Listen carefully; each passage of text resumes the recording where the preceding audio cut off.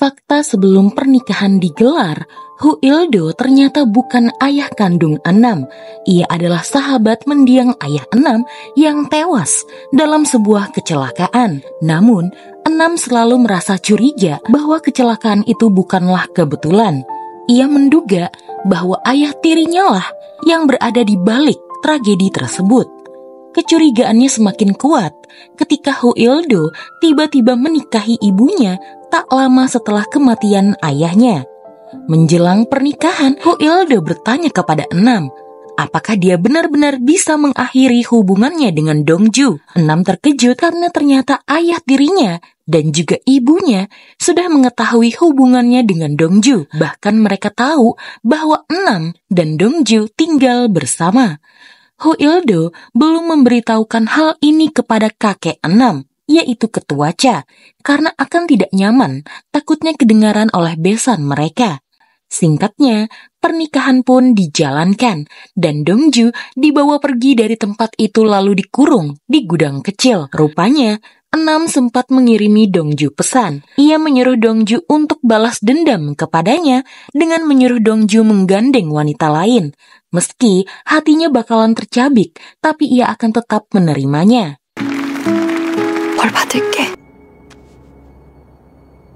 Setelah lebih tenang, Dongju akhirnya diperbolehkan keluar dari gudang untuk bertemu dengan ketua Cha dan Yeom Jang-sun. Pernikahan bisnis ini memang diatur oleh Yeom Jang-sun yang meyakinkan ketua Cha bahwa meskipun keponakannya tumbuh tanpa ibu, ia tetap berkembang dengan baik dan kini menjadi seorang jaksa yang hebat. Setelah itu, Dongju segera menemui Enam.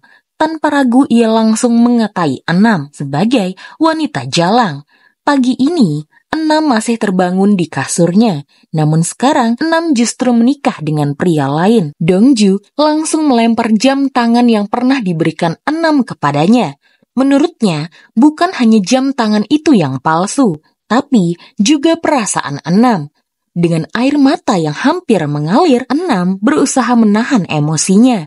Ia menegaskan bahwa jam tangan itu asli. Lalu, ia pun meminta Dongju untuk segera pergi dari Daehan Group.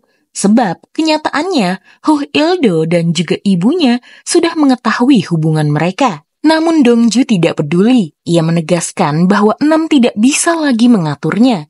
Ia akan tetap bertahan di Daehan Group dan membalas dendam kepada Enam. Lalu, Dongju bertanya apakah ini pernikahan yang Enam inginkan.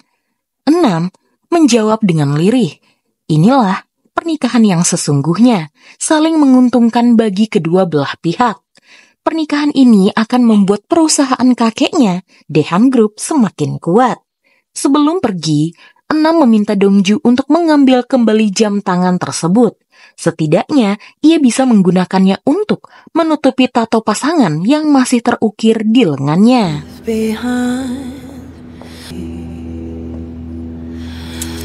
Singkat cerita, ketika di rumah keluarga ketua Cha, hari itu adalah malam pertama di mana Yeom Hyuchol akan tinggal di rumah ketua Cha. Alih-alih tidur di kamar utama, Enam meminta pelayan untuk menyiapkan kamar tamu untuk dirinya. Setelah bersiap-siap sebagai pengantin baru yang akan bertemu dengan keluarga, Enam memandangi foto ayahnya. Ada alasan mengapa ia bersedia dijodohkan. Ia ingin mengungkap kematian tidak wajar ayahnya. Malam itu, ketua Cha menghubungi Dongju untuk mengisi berangkas minumannya. Dongju bergegas membelikan beberapa botol soju. Namun, saat sampai di rumah, berangkas yang sudah biasa ia buka, ternyata sandinya telah dirubah. Pada saat itu, Dongju diperintahkan untuk hadir di acara keluarga untuk menyambut pengantin baru. Saat ia berada di sana dan melihat Enam, tiba-tiba Dongju memilih mabuk dan berakhir pingsan. Ia terbangun saat kepala koki membangunkannya. Menurut kepala koki itu, pengantin prialah yang menggendong Dongju sampai ke sini. Karena sudah terlambat bekerja, Dongju lalu mengambil tas kerjanya yang sebelumnya berisikan botol-botol minuman soju. Tapi sekarang, tas itu sudah kosong. Ia pun bergegas pergi ke ruangan kerja ketua Cha dan masuk ke dalam ruangan rahasia. Di sana, ada berangkas uang yang ternyata sandinya juga dirubah. Saat Ketua Cha datang, akhirnya terungkap mengapa Ketua Cha mengubah Sandi Brankas kepada orang yang ia percayai. Ternyata karena Ketua Cha sudah mengetahui hubungan cucunya dengan Dongju. Ketua Cha lalu bertanya, apakah selama ini Dongju sudah tahu siapa Enam sebenarnya dan berniat menikahinya demi mencari posisi di perusahaan Dehan. Dongju tidak menyangkal dia memang mencari posisi dan mencari cara agar bisa mendekati Jennifer Ha. Tapi sehari sebelum ia menemui cucu Ketua Cha itu, ia bertemu dengan Enam yang ia ketahui adalah karyawan di Dehan. 승진보다 여자를 택했다. Untuk itu, dengan kesadaran penuh, Dongju berkata ia akan mundur dari jabatannya sebagai kepala manajer sekretaris di Dehan Group. Lalu kemudian ia berterima kasih kepada Ketua Cha. Sehari sebelum pernikahan, Ketua Cha bicara berdua dengan Yom Jang-sun. Pria itulah yang memberitahukan Ketua Cha tentang hubungan Dongju dan juga cucu Ketua Cha. Bahkan mereka berdua sudah tinggal bersama.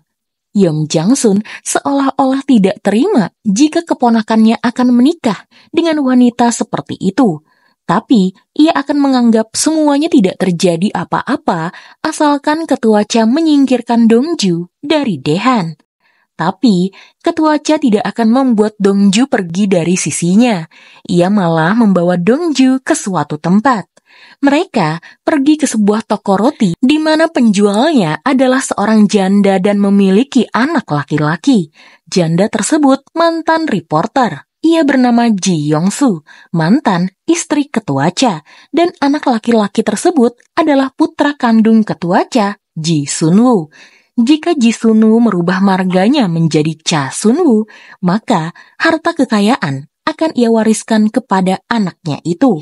Ia menyuruh Dongju untuk membuat Ji Sun-woo menjadi Cha Sun-woo. Hal inilah yang membuat putri Ketua Cha, istri Huh Il-do, merasa khawatir.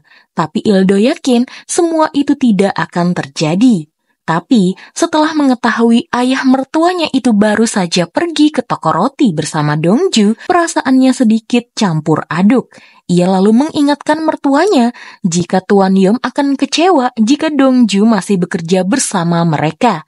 Tapi Ketua Cha tidak peduli. Menurutnya, besannya itu, Tuan Yom berpikiran sempit karena ia hanyalah lintah yang haus akan uang. 돈에 환장한 돈벌레.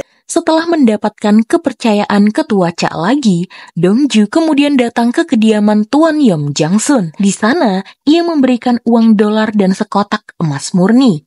Ia berkata, ini adalah tanda dari Ketua Cha agar cucunya diperlakukan dengan baik. Tapi Tuan Yom yakin ini adalah cara Ketua Cha agar Dongju tidak meninggalkan Dehan. Dongju berucap, ia tidak akan meninggalkan siapa-siapa.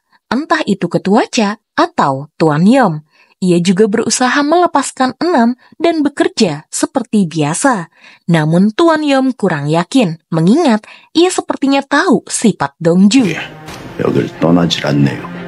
Singkat cerita, hari itu Ketua Cha akan memberitahukan Huh Il-do keputusan apakah dirinya akan menjadi wakil ketua Dehan atau tidak. Sayangnya, ternyata Dewan Direksi dan Eksekutif menolak Huh Il-do. Il-do yakin keberangkatan Dongju kemarin untuk menggagalkan rencananya menjadi wakil.